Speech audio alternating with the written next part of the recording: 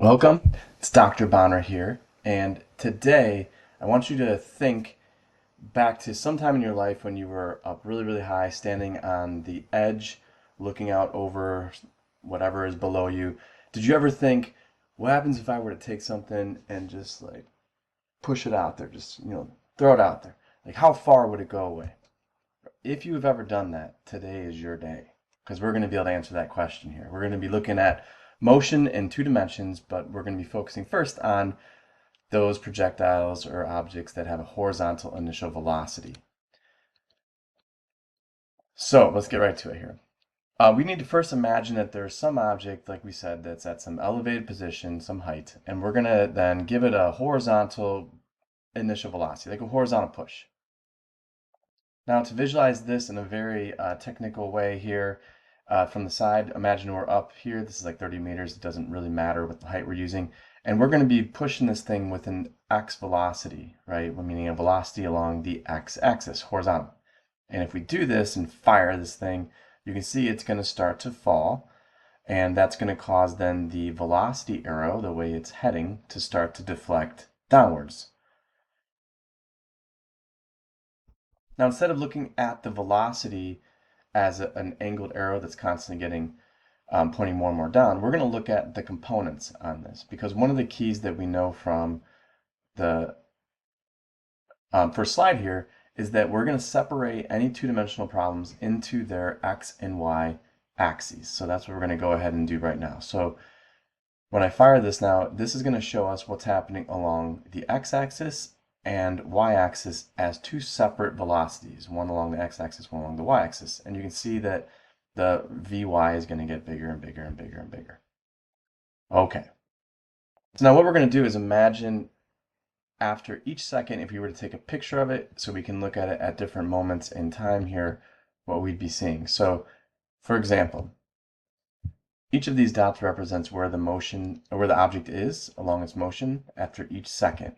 So this is that path. It is a parabola, if you want to say what is the shape of this trajectory, the curve. And what we're going to try and do then is to separate this into its two x and y axes, right? Which I have as the blue and red axes here. And the first thing we're going to focus on is going to be the horizontal. And so if we look at where this is horizontally along that red y-axis, kind of like where it is along the ground, then we're going to use this dotted line to show where is it directly below on the ground as it goes horizontally through the air. So we notice that during the first second, it's going to travel some distance delta x. During the second in the air, from second 1 to 2, it's going to travel actually the same distance delta x, and likewise with the third, fourth, and fifth second. So that would mean that this is moving at the same speed along the x-axis, meaning horizontally, the entire time. So horizontally, it's safe to say that it would be traveling with a constant speed horizontally. And the variable for the initial velocity along the x would be Vx naught, right? The velocity along the x-axis we would call Vx. So the initial velocity along the x-axis we could call Vx naught. Now in this case, the initial velocity V naught that we have, whatever we push the object with off the edge of the cliff, that is the same thing as Vx naught, only in this case because we were launching, I'm using a marble here as an example, we were launching the marble horizontally. So this would not be the case if we were to launch something at an angle or upward or downward. So put simply here, we don't care what's happening along the y-axis if we're just looking at the x-axis in a particular problem. And likewise, we don't really care what's going on with the x-axis if we're looking at the y-axis motion. We're separating those two axes and only looking at one of them at a given time. So horizontally, this is just going to be like an object moving in a straight line at a horizontal constant velocity. This is always true for projectiles because there's no forces that are acting horizontally, like air resistance, for example. It's not touching anything. So there's nothing pushing left or right along that x-axis that would cause the velocity to change at all. So this is always true for projectiles. So if we now want to look at the vertical, meaning the blue vertical axis, and think what's happening to it along a y-axis, then we don't care that it's moving horizontally at all. So that's just going to go away. And we actually don't care about what it's doing horizontally. So instead, we're going to look at dotted lines that show where is it at each second along the vertical axis, like what height does it have at each moment. And so it starts off with no initial velocity along this y-axis. So the Vy naught is 0. And during that first second, it falls a slight distance we can call delta y during time of 1 second, the first one.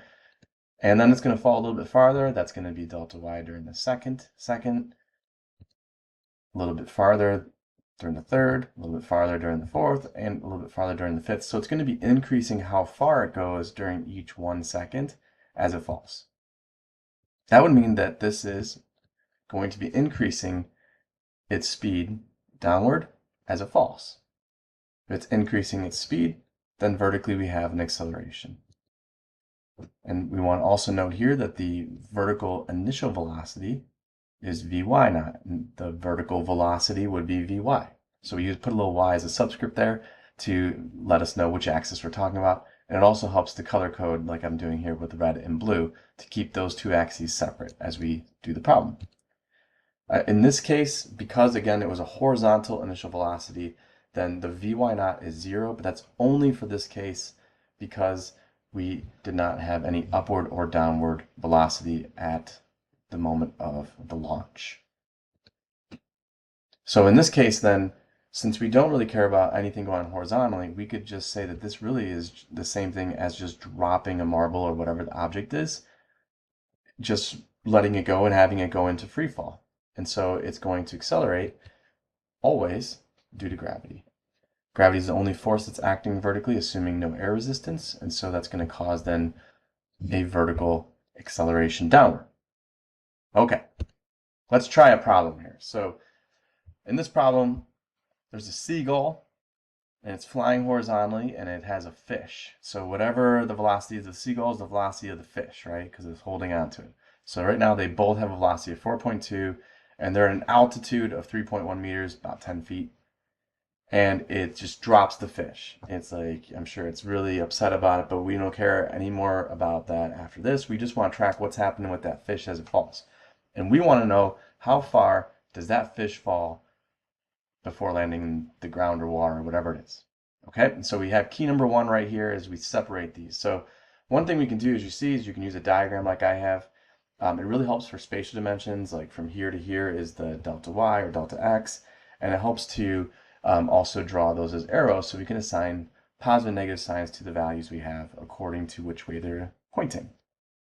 You can also save some time by doing a table, but we just want to recognize when there's benefits, limitations to doing either one, and when it may be helpful to maybe use a diagram, or if it's good enough to just do a table. So for example, in a table, we want to separate a y and an x column.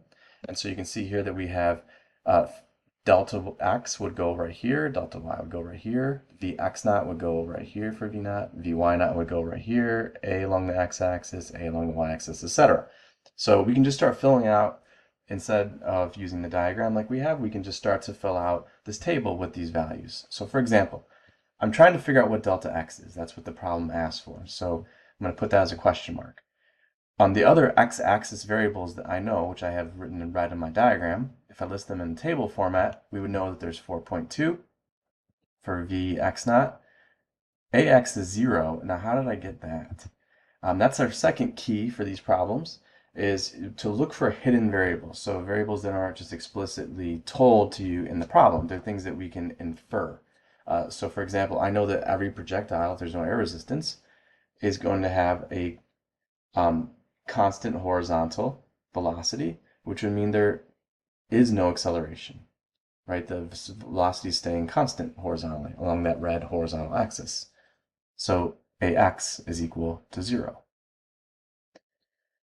Shared quantities are also going to be important. So for example, the time that this fish falls in the air is the same for our x column and our y column because the motion occurs along both those axes with the same time. So that's going to be a very important variable to have because any shared variable is critical to problem solving.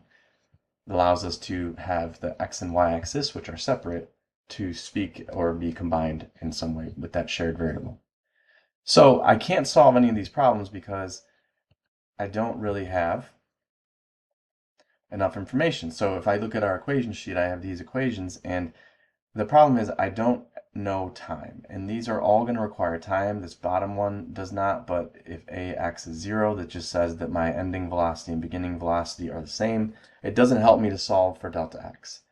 So I need to have time. Being a shared variable, we're in luck that we can now do a problem off to the side with the y-axis and list out its variables, which would be the delta y of 3.1. Since that's down, I want to make sure that all my down arrows have the same sign. I'm just going to call the downward ones positive, and if there were any up ones, that would be negative.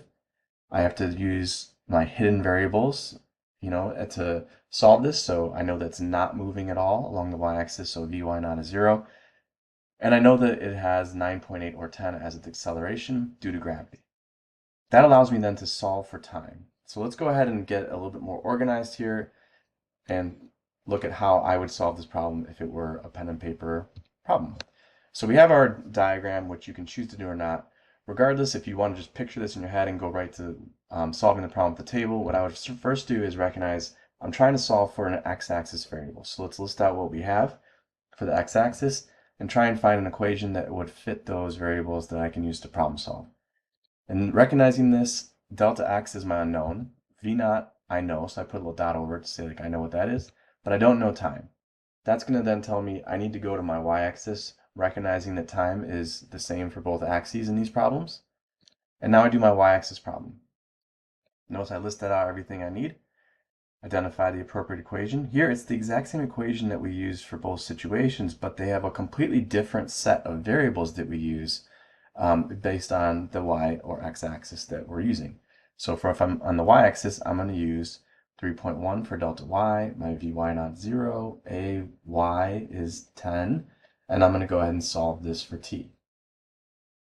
When I go to the red x-axis now, I can use that time, right? Because now I need to,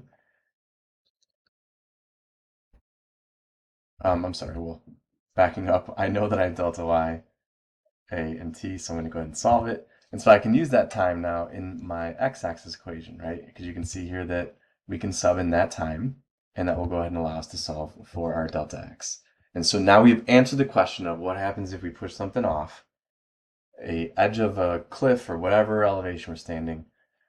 How far does it go? And now you know. Thanks, guys.